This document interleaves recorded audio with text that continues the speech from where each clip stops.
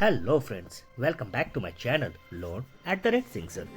जो लोग पहली बार हमारी वीडियो को देख रहे हैं उन्हें मैं बता देना चाहता हूँ कि छोटी छोटी पैराग्राफ, ऐसे, स्टोरी मैं आपके साथ शेयर करता रहता हूँ, जिससे हम बहुत सारे न्यू वर्ड्स सीखते हैं और अपनी वोकेबलरी को इम्प्रूव करते हैं। साथ ही साथ इसमें आने वाले ग्रामर्स के रूल को मैं आसान भाषा से, उसके यूजेस को आसान भाषा से बताता रहता हूँ। सो दैट आज का मेरा टॉपिक है the travellers and the plane tree. That mean यात्रीगण और एक सादा पेड़। टू मैन, दो मैन। मैन का प्लूरल होता है मेन। वो walking along one summer day. दो व्यक्ति, मैन का प्लूरल होता है मेन। वेयर यानी थे।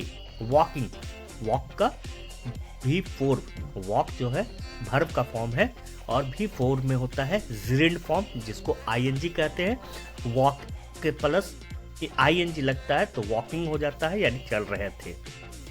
अलोंग यानी के साथ साथ। अलोंग का मतलब होता है के साथ साथ। वन समर, एक गर्मी के दिन में। Soon it become too hot, जल्द ही वहां बहुत गर्मी हो गई। टू गो एनी फर्दर, आगे जाने, फर्दर यानी होता है आगे। And seeing a large plane यानी सादा पेड़। ट्री नियर बाई, और थोड़ा आगे जाने पर उन्हें एक सादा पेड़ दिखाई दिया। दे थ्रू देमसेल्फ, थ्रू यानी होता है फेंकना। वो लोगों ने अपने आप को फेंक दिया। देमसेल्फ यानी होता है अपने आप को। On the ground to rest in its shade, इसके छाया में आराम करने के लिए वो उन्होंने अपने आप को वहां फेंक दिया। कहने का अर्थ है कि वहां लेट गए। सो दो व्यक्ति जा रहे थे रोड के साथ साथ। वहां उन्होंने एक पेड़ देखा, सादा पेड़। उस पेड़ के नीचे वो लोग जाकर के आराम करने लगे। लेट्स सी, गेजिंग यानी एक टक, देखते रहना। किसी चीज को अगर एक टक देखते हैं तो उसे कहते हैं gazing. Gazing up into the branches, branches यानी होता है शाखाएं।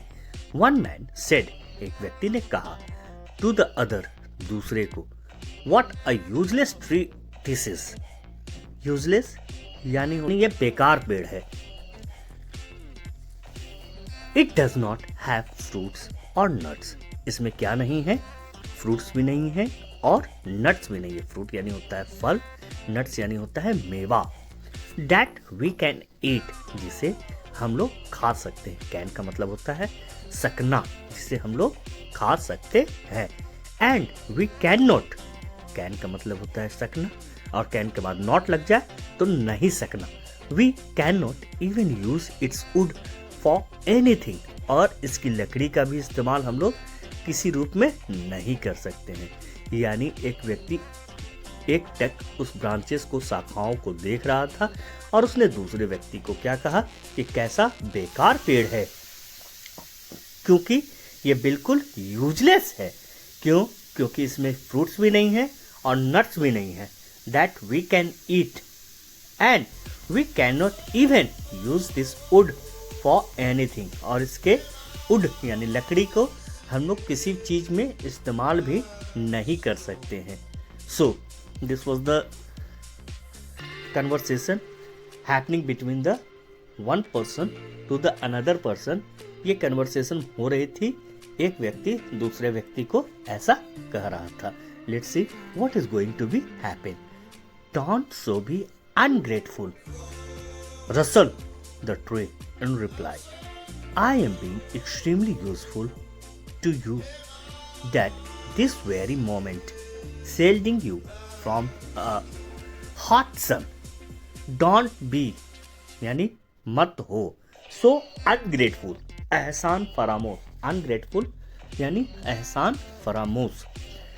मत हो इतना एहसान फरामोश। रसड यानी होता है सरसराहट, यानी हिलते हुए पेड़ ने कहा।